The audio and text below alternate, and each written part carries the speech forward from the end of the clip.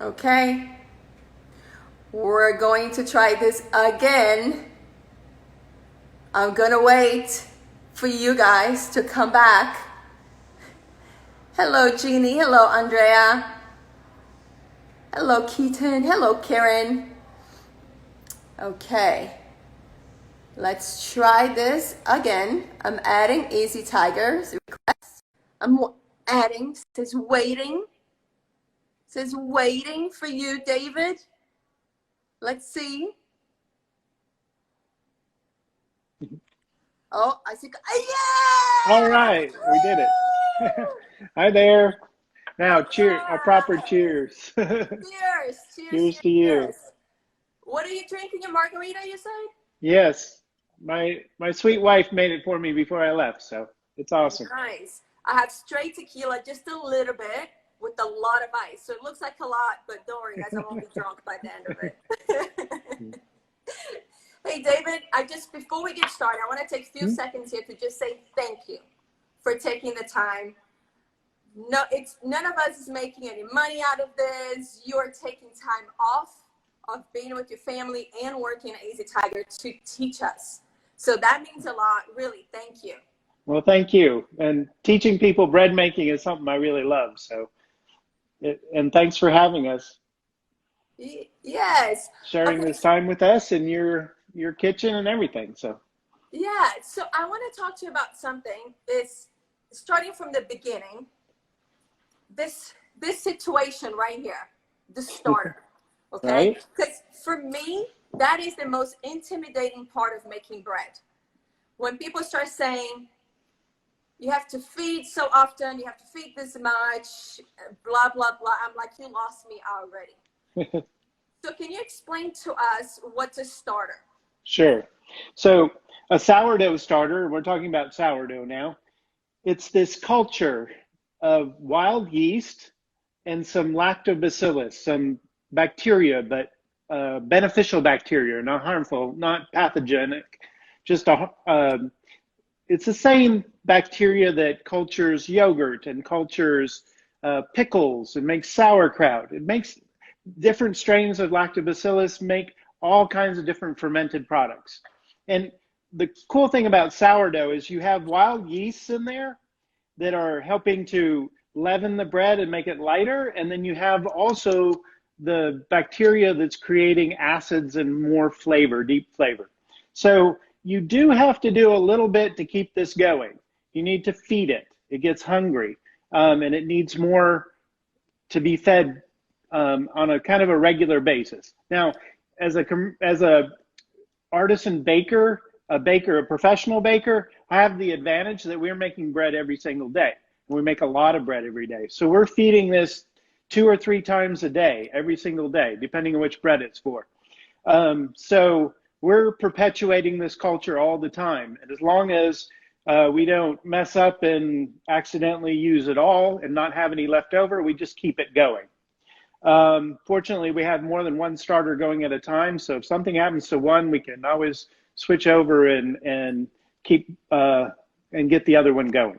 Well, let me ask you something, David. So for the people at home, Yeah, so basically they started as alive, right? So it's alive. it is. You gotta feed it with flour and water to keep it alive, correct? That's what you feed it with. Yes, flour and water.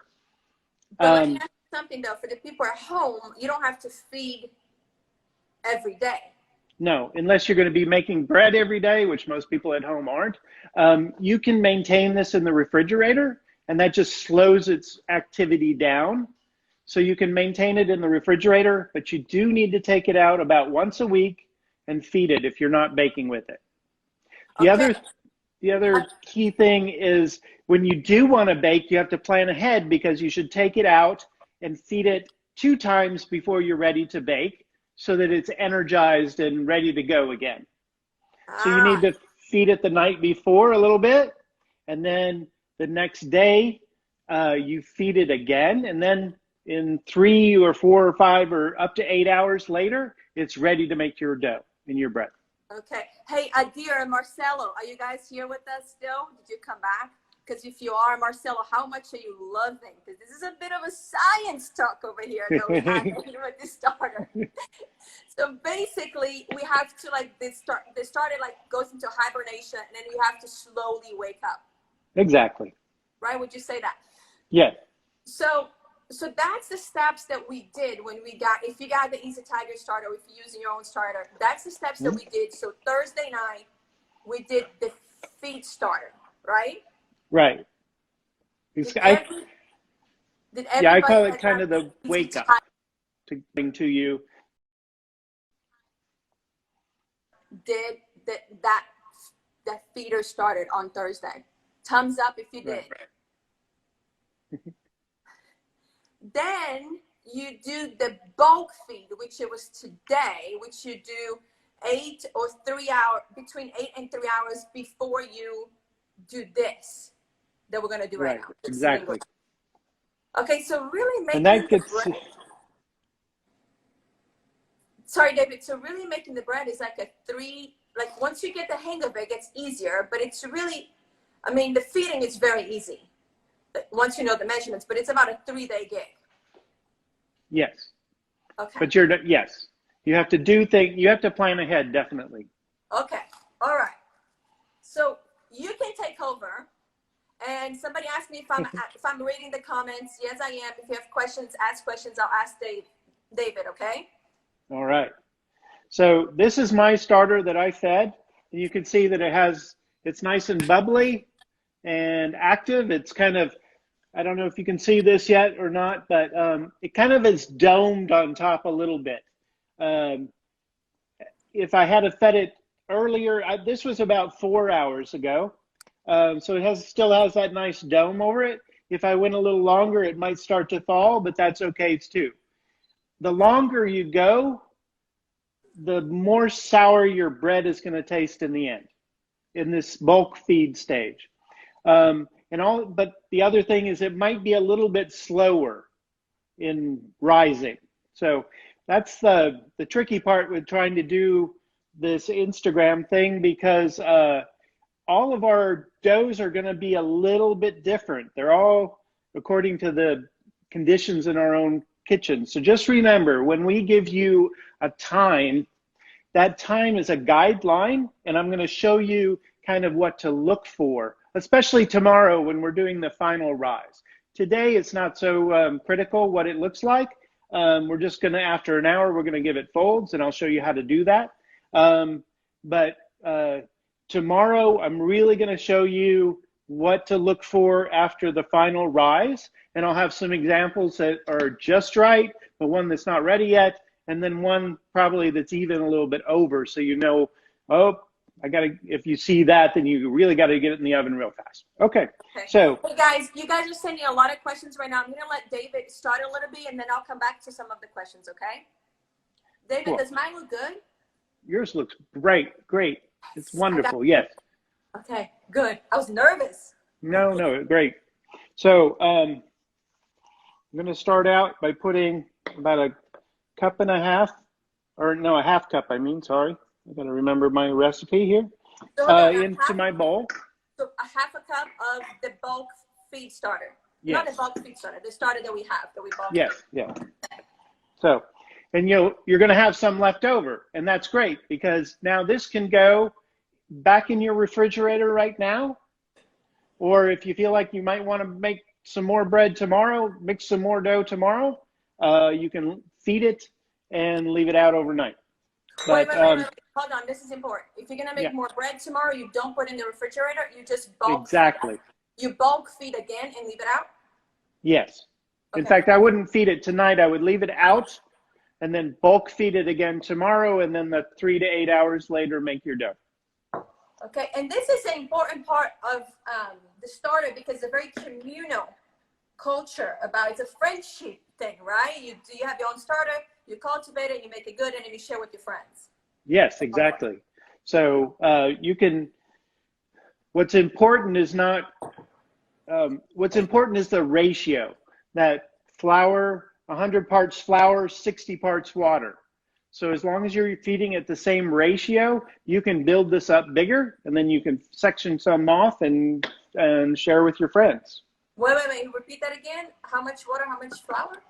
Well, it's so 100 grams of flour and 60 grams of water, but it's the ratio. So 100 parts to 60 parts. So for example, if I had 200 grams of starter, I could feed it 200 grams of flour and 120 grams of water. That's the same ratio. It's just twice as much. Okay. So as long as I got lost on that one, David. I'm just going to stay with half a cup. Right. So we have our half a cup in there, and I'm going to add my water.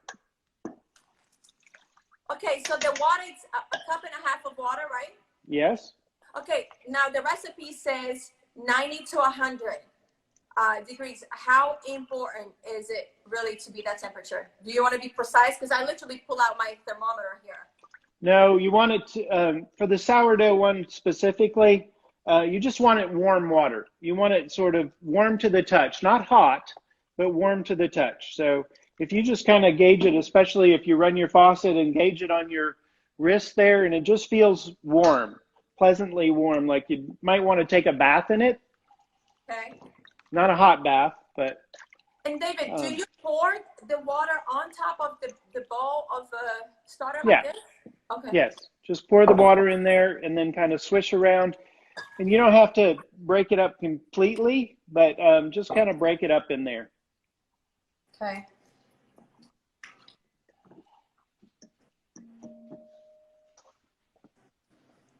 But the other thing I'm going to show real quick, so for those of you that don't have a starter, I have a bowl of warm water, and this is where it makes a little bit more difference. So you might, if you're using yeast, you might want to, if you have a thermometer, check the temperature. But again, if it feels warm but not hot on your wrist, it's probably okay. And I'm just going to take a 1/4 teaspoon, yes, a very, very tiny bit of yeast, and put it right in there and just swish it around. If you have a whisk, you want to use a whisk, you can, but just swish it around a little bit, and we're just going to let that sit for a couple of minutes, okay? This is the yeast version if you don't have your starter. So now, is the difference of the yeast, is it more, what would you say the difference between making bread with dry yeast bought in the store than a starter?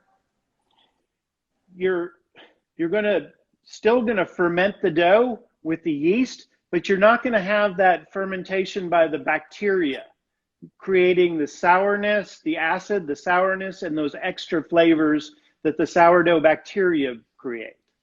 Would you say also the one that has the starter is better for you in a way?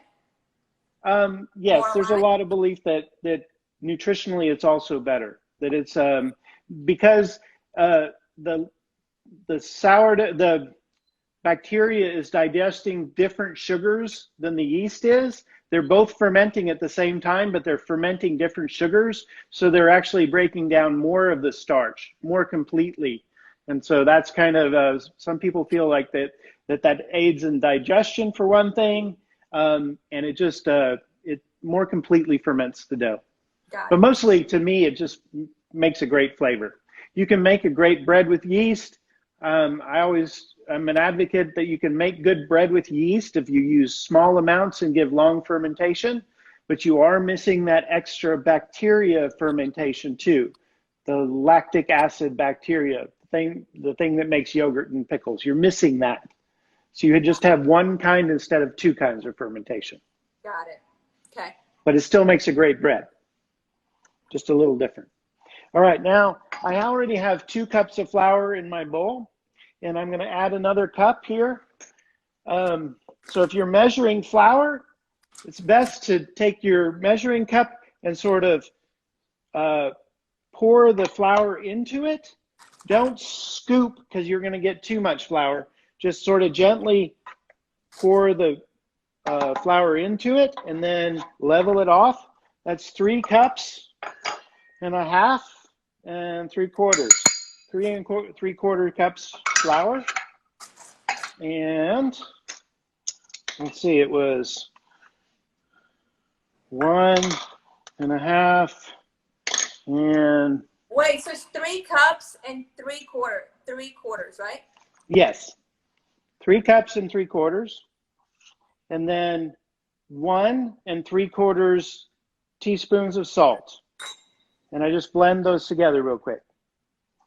I think the recipe says whisk, and if you want to pull out a whisk and get it dirty too, you can, but I just use my fingers. Whisk it in there. Then I have my water in my starter. And I just pour that in there.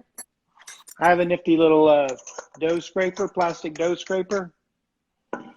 Again, you can use a spoon. I really like to get my hands in the dough. I like to feel it.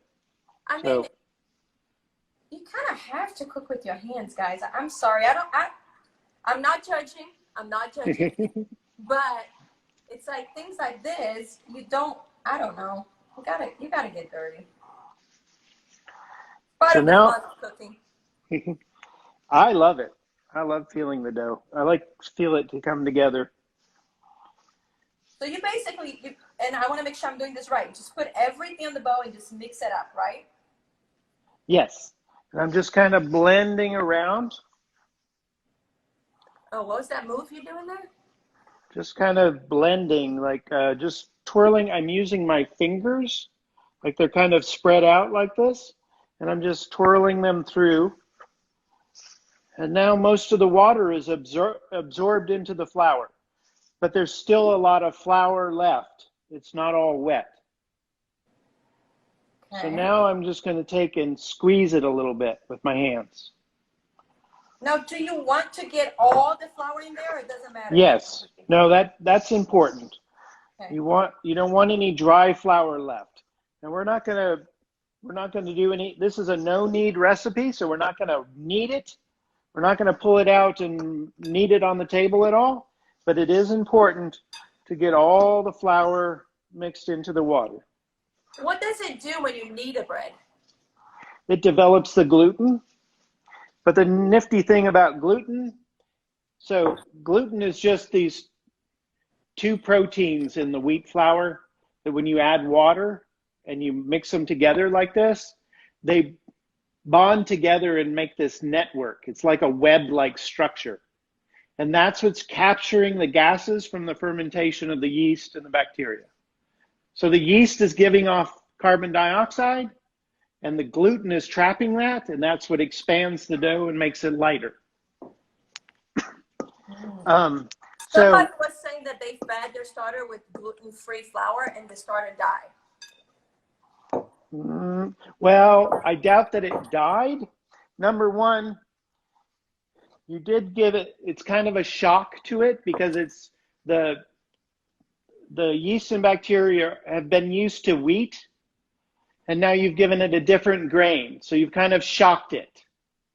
It's like if I all of a sudden have been feeding my cat one kind of food, and then I switch on him, he doesn't like it very well.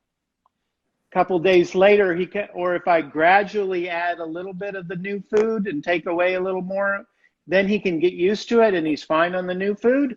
But if I just switch, his system does, and he gets sick.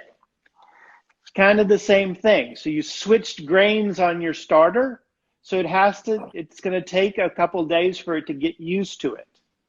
It will get used to it.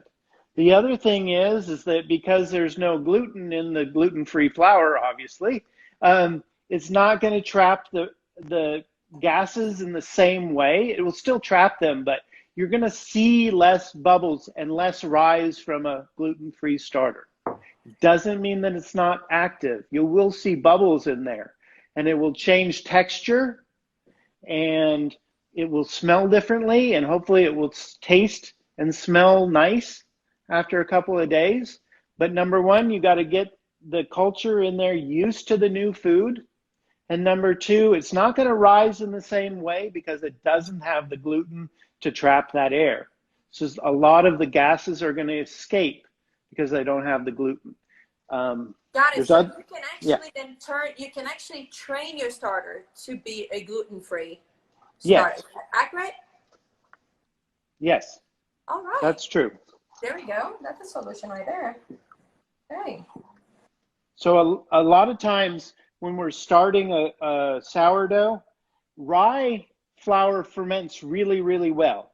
It has extra sugars and it has different enzymes, and the fermentation takes off really well.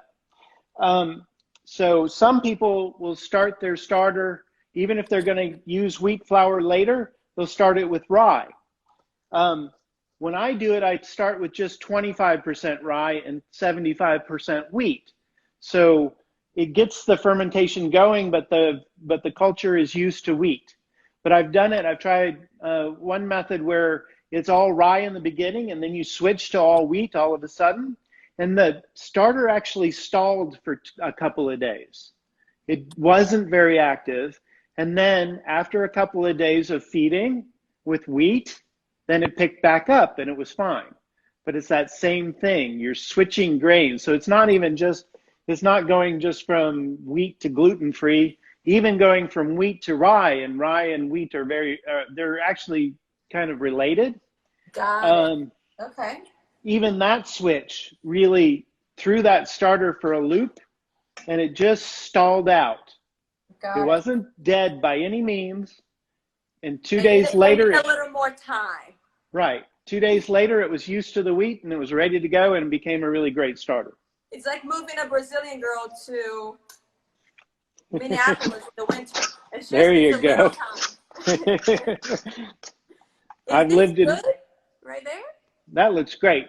That's what we're looking for. It's just kind of this shaggy dough. You're not going to, like when you pull it, it's just going to pull apart. That's fine. You're not looking for anything beyond that right now.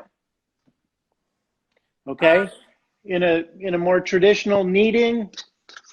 Okay, so we have two questions here. One, somebody saying, hey, Angela is saying, wouldn't it be ideal to use mask when handling food? No, because we're cooking for ourselves and for our families here. Like, he's not going to sell that bread. David is not selling that bread that he's cooking. He's going to take it home to him and his wife. And I'm cooking for my family. So no, we don't need to be wearing masks. Somebody else was asking about, but thank you for your question, Angela. King View was asking, are you supposed to discard any when doing the bulk feed? No, you save it because that's going to be your leftover starter to make more bread. Exactly. Yeah. Okay. What do we do now then? Do we need to set up a timer now? Yes. About an hour. Okay, so everybody take a couple minutes right now. And I'm going to grab my alarm right there. You guys set up your alarm right now for 1 hour from now. 1 hour from now, guys. Okay. And by the way, when we're working in the bakery, every single person is wearing a mask the whole time. We're very, very careful about that. We're washing our hands extra. I mean, it's just a routine in the kitchen to wash your hands all the time anyway, but we do it extra. We're cleaning really well. And when anything is finished, ready to go, out of the oven, we're also wearing gloves to handle it. Yes, you don't. Doing an amazing job over there with the masks, the gloves, the codes, like the whole thing. You guys are doing amazing work. So this is just for us guys right here at home. That's all. As you can see, David is not even in the Easy Tiger facility right now. That's how much they're keeping it safe. All right, so are we supposed to leave it open or cover with plastic? We should cover it. Actually, let's cover it. That's better. You don't want it to get a skin right now. A cloth, it's okay? Yeah, a cloth for this one. Now, once we do fold it after this hour, then you want to probably put plastic over it for the overnight rest. But for right now, for just this hour, a cloth is fine. Or you can use plastic, either one. Okay.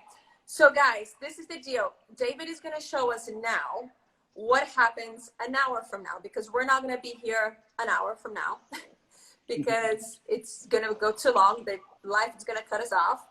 So he's going to show us really quickly. Once our alarm goes off, he's going to show us what we are supposed to do tonight. And then we'll meet again tomorrow in the morning to finish.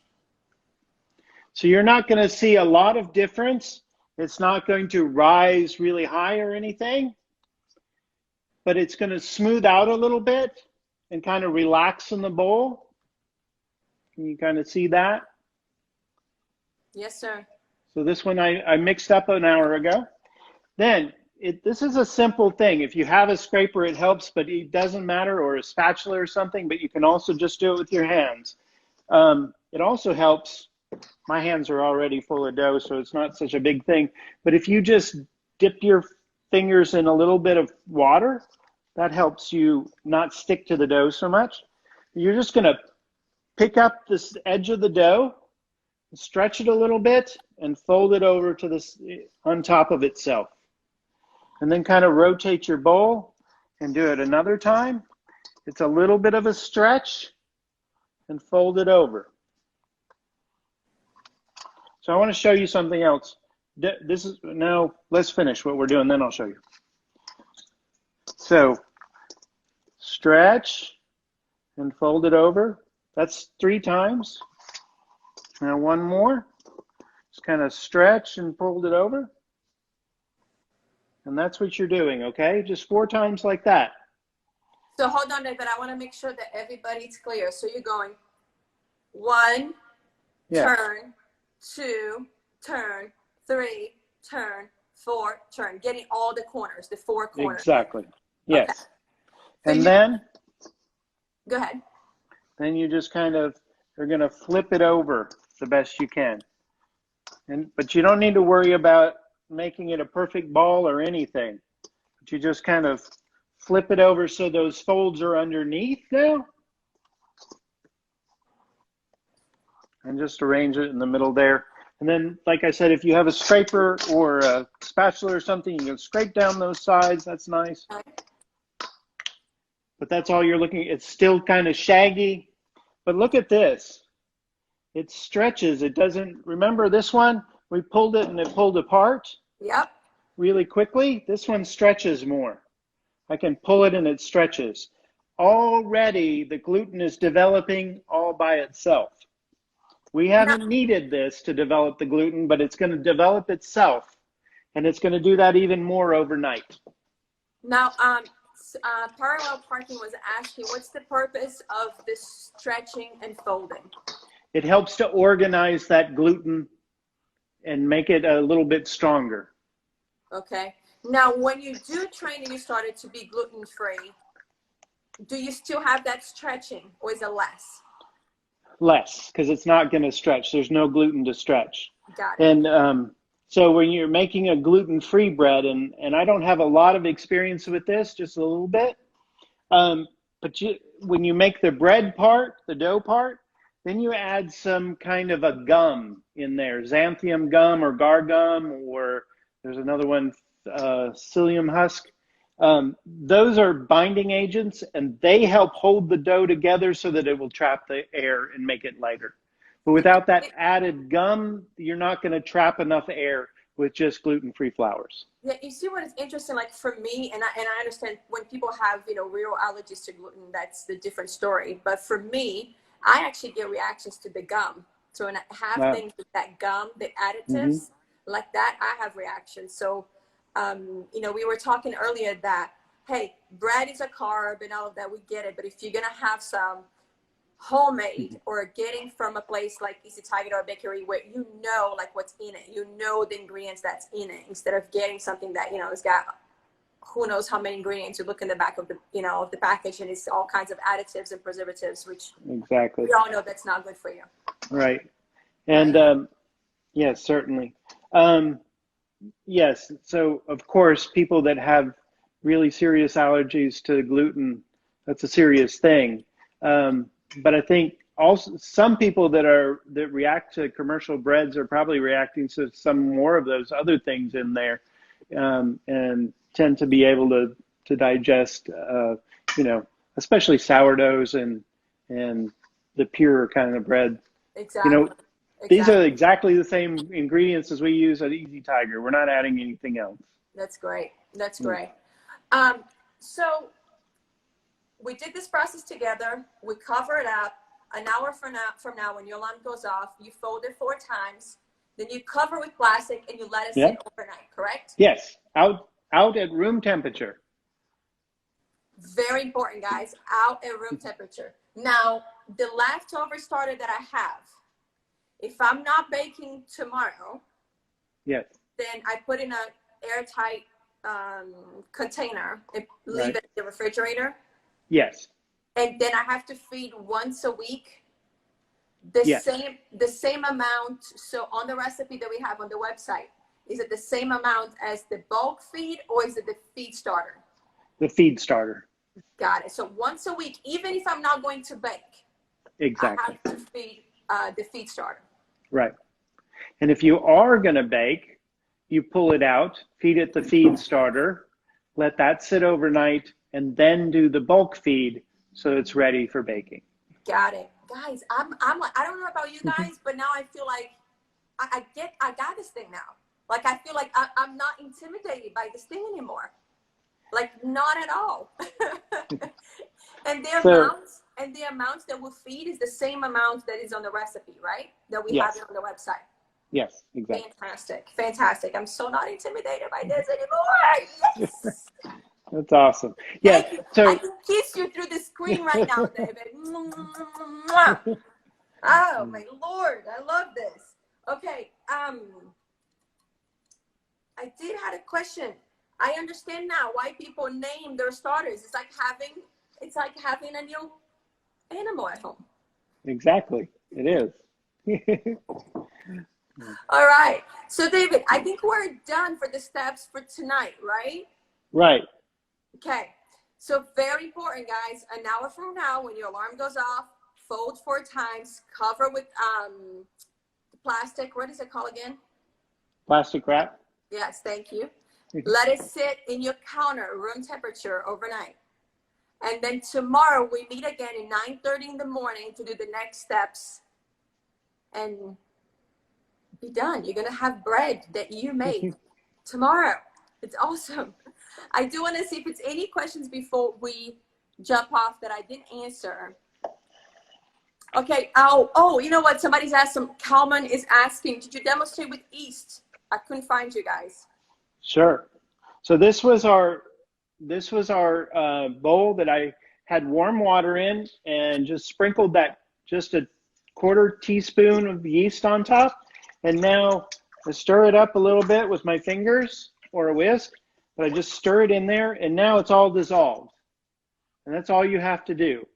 It's, don't worry about, that step in a lot of old-fashioned recipes where you put it in a small amount of water and add some sugar to it to proof it and stuff. You don't have to do that. As long as your yeast has not been expired, modern yeast, whether it's active dry or instant yeast, is pretty foolproof. So you do that, and then you just do the rest of the steps exactly the same. So you have your flour, you add that in there, you're going to blend it together. You're going to get the same look. All right, do the same thing. Yeah.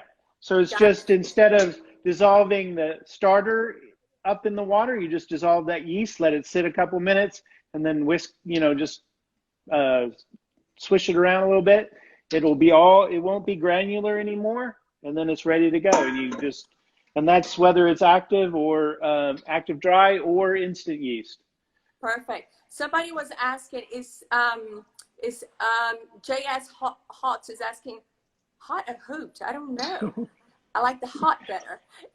Is this when you would put the bread in a Benetton? Benetton? That would be tomorrow. Okay. This is before we're shaping. So the Benetton, which is a proofing basket, is the French word for that, and my hands are all messy. We do have one right here. This is a Benetton. This is actually a brot form from Germany, probably, but it's the same thing. It's a proofing basket. It's some kind of wicker or woven basket, and this one has a linen liner that you so this is more not the no-knead breads, but after it's fermented here, like this, overnight, then you would shape it and leave it to do its final rise in there. We're going to show you how to do that with just using a bowl and a tea towel tomorrow. Yeah. But if you have one of these, it works great. And we'll show you that tomorrow too. But that's tomorrow's step. That's not today's. So today it stays in the bowl. Okay. Irish one is asking, how long do you knead your dough? We don't need this one. No, we just do those folds and that's it. We're going to do another fold tomorrow, but just folds, no kneading. Okay, South SO Austin text, Camila, what should we have ready to go tomorrow? Pans, more ingredients. So there's no more ingredients. We already used all the ingredients. That's it. Flour, water, salt, and our starter. Exactly. Right? Yeah. So we're going to need a larger bowl, correct? No, a smaller bowl, actually. Oh, there we go. A little bit smaller bowl, about the size of your loaf. Perfect. So, like that. Okay. Parchment paper. Parchment, yes. A tea towel. And then something to bake it in. Now here I have a Dutch oven that we're going to use tomorrow. An enameled Dutch oven. And if you don't have a Dutch oven, guys, the list of the pans that you can use are on Women of Today website. So there's a long list of different alternatives. So don't worry if you don't have exactly everything that's exactly like this. There's lots of alternatives on the website. Perfect. You're all going to have something to bake it in your kitchen. I'm pretty sure of that. Okay, Jane is asking, can you convert this to a traditional liquid starter? Yes, you'll just you'll need to use a little less water.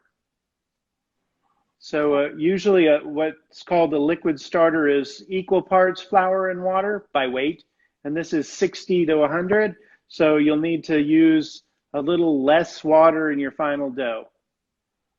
Okay. I can't do that math in my head right this second, but just start with a cup and a quarter, and you want to get the same texture. Okay. My window to you, she's asking, so I picked up the starter today, fed it an hour ago. Tomorrow I'll bulk feed. Does it sit out then? Yeah, you let it sit out tonight? Yes. Right? You should answer, David, not me. No. Sit out. Yes. Sit out at room temperature until you use it to bake. In my method, and remember there are hundreds of different ways to make sourdough, and that's maybe one of these things that's confusing people because it's out there so much right now, and there's so many different ways. None of them are wrong, they're just different. The way I'm teaching my sourdough method right now is everything is at room temperature unless you're keeping your starter for later baking. Perfect. So my sourdough starter should be at room temperature getting ready to bake. Not everyone's is the same, but this way that we're doing it today, that's the way to do it. So room temperature today, overnight, and tomorrow, bulk feed until you're ready to make your dough. Yeah, David, I don't know about you guys, but I have had your bread, so I'm following whatever you said. Well, thank you. There's lots of really great breads out there, but this is one way. I'm following what you say.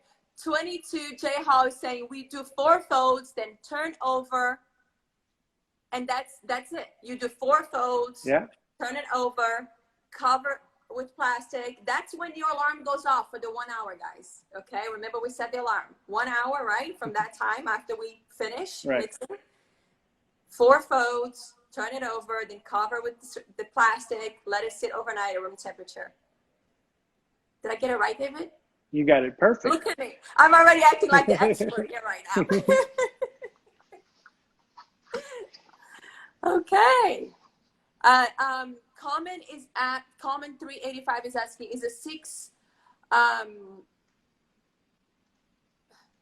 6-quarter Dutch oven okay? A 6-quart. 6 quarts, sorry, not quarter. Yeah. Yeah, I think that's about the right size.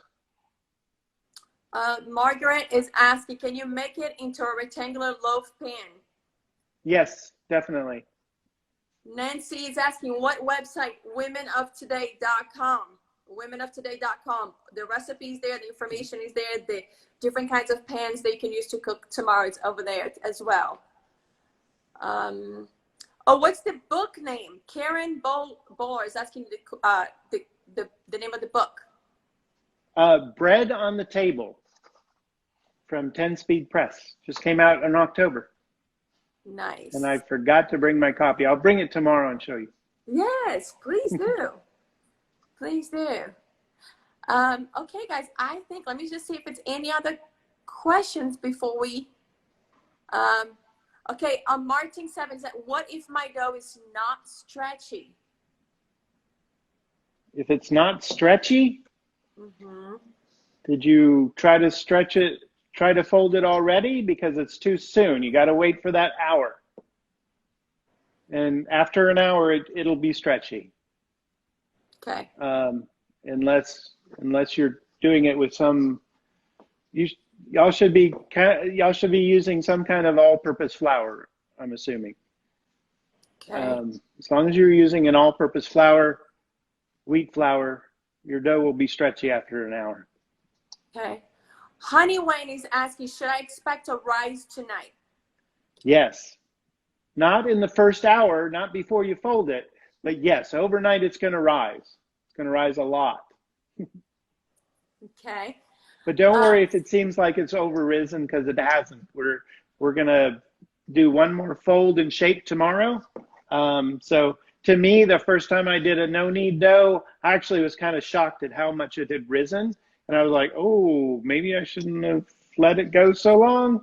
Just kind of like rattled my nerves, but it actually turned out great. Okay, someone was asking if we use all whole wheat flour, is it the same ratio? Is it the same amount? You're probably going to use a little more water with whole wheat, because the bran in there is going to soak up more water. So yeah, just add it till it gets to this nice soft consistency like this. Like if you use just the same amount of water, it's going to be hard and kind of stiff.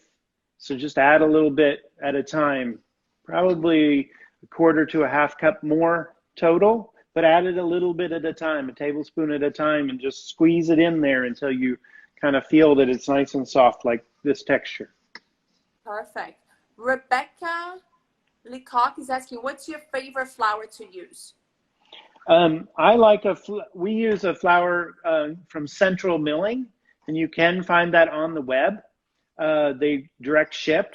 Of course, for whole grain flours and a lot of, I love Barton Springs, our local mill, for stone ground whole grain flours.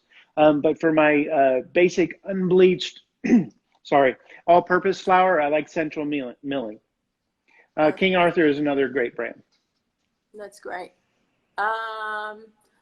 Messi CYP is asking, do you have recipe in grams? Yes, it's on the website, womenoftoday.com. Yes. The recipe shows cups and it shows grams as well. If you have a scale at home, you can use that. A lot of people are saying thank you, David, that this was so helpful and so informative. Well, thank you, everybody. I'm happy we're baking along together. Really helping break the code on this. Dough Whip 2 says, is that our class tomorrow? Yes, tomorrow, 9:30 a.m. Central. We have to do the next step. So we're gonna do the next 2 steps, right? We're gonna do one step together. You're gonna show us the other one in the oven. Right. You have bread tomorrow. This can actually be a really good Mother's Day gift, guys. By the way. Right. Yeah. Mimosas in the morning. Love. What is it? Loves red TX, mimosas in the morning. That might not be a bad idea. Depending how late you stay up tonight. Okay. Allie _Wilson. She's asking how long I wait to start making my dough after bulk feed. Anywhere from 3 to 8 hours after your bulk feed. And the longer you wait, the more sour your bread is going to taste. Okay, and Mama Chong is asking, and I have my AC on. Is that okay? It's cool in my kitchen overnight. Yes, a good room temperature, like bread really likes around 72 to 75 degrees. So if you have it a lot colder than that, maybe you want to just stick it inside your oven, not on, but maybe just inside your oven, so it's not getting that real cold air conditioning. But yeah, 72 to 75 is perfect temperature. If it's a little warmer, that's fine. But that's a great temperature right now. Okay. Yeah. Did you want to share something with that box? Yeah, I just wanted to show the kit that we're sending out from Easy Tiger. You can go on our website, and there's a link from Camila's website. A lot of you have ordered this one and are baking along with us now. Some of you have your own starters. But if you're just getting going and you want a great bake-at-home kit, we have our own Facebook group that we've started. You get some cool things. Get a great tote bag. So everybody needs one of those. You get your starter right here, all set to go. Yeah. A bag of flour and a bag of bread, a nice loaf of bread to get you through until yours is ready to go. Yes, So I got you can my order flour right here. And we just started shipping. The really fun thing for us is this kind of kick-started us to really get going on a project we've been working on, and even a little earlier than we were ready for, but we got it done. We're so excited to be shipping this around the country.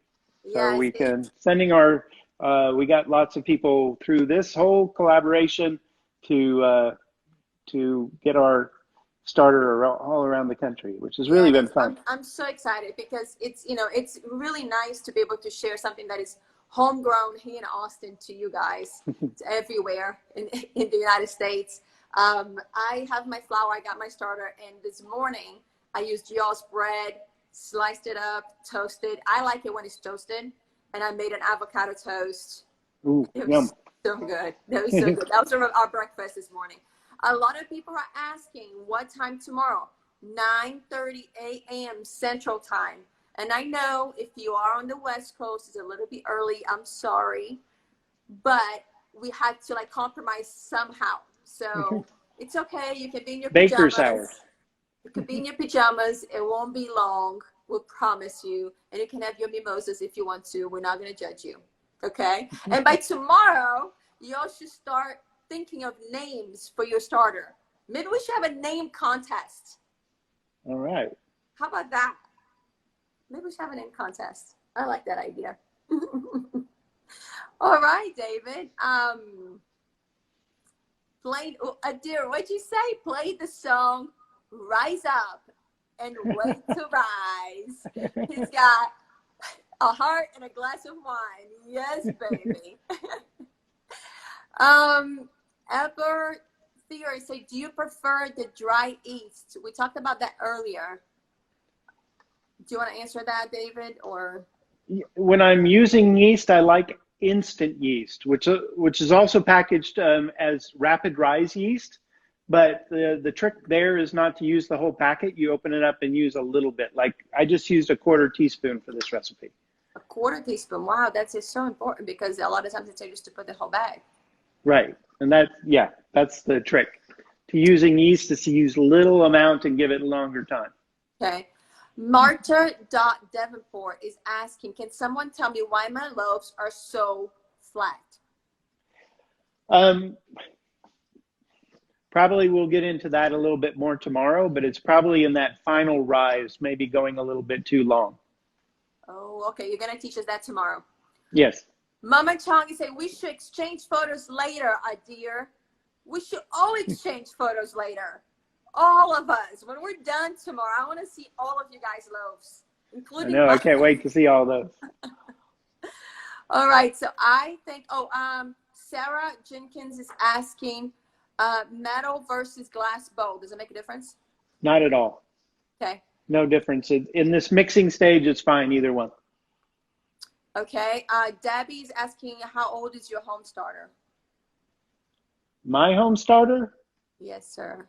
I don't have one. Don't tell us. Don't tell us. Don't tell us. Don't tell us.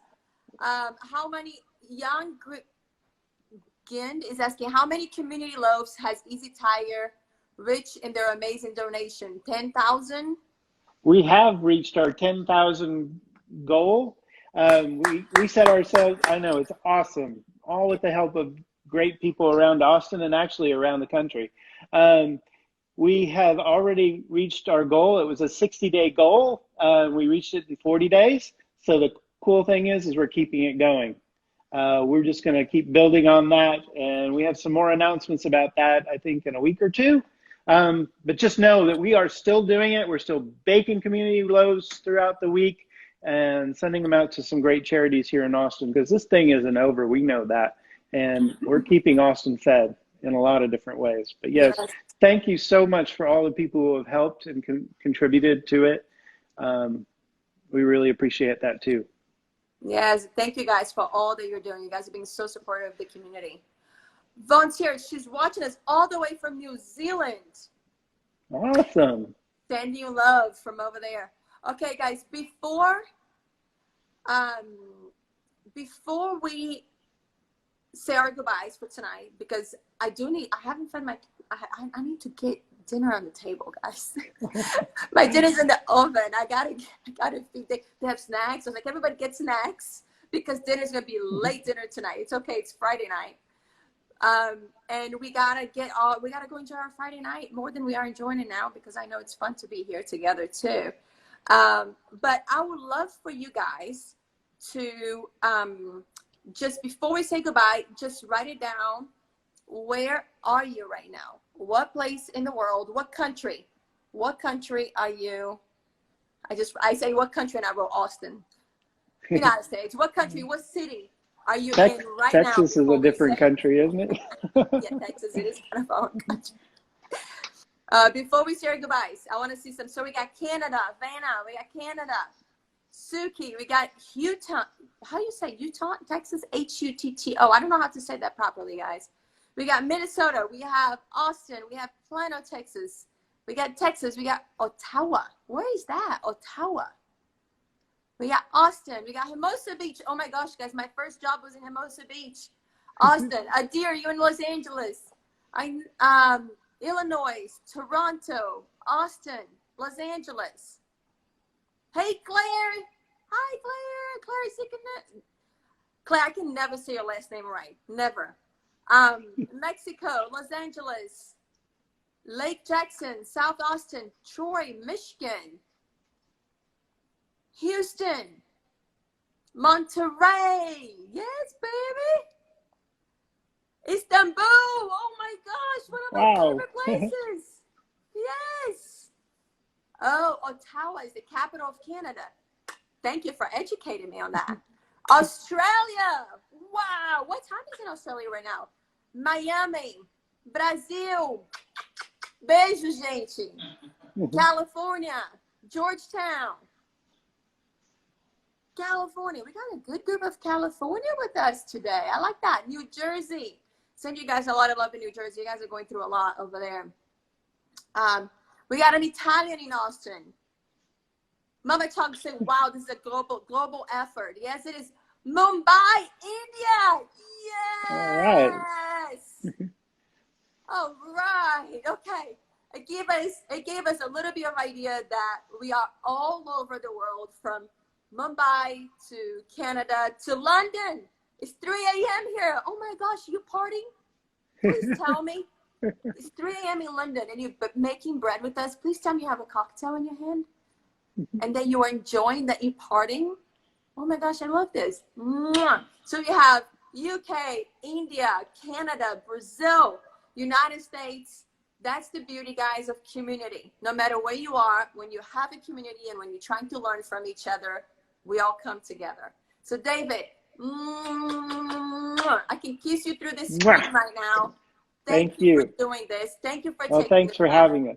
It means a lot. Like I said, guys, this is no paid nothing. This is just us coming together. My friends are owners of Visa Tag, and I called them up. I was like, I need help.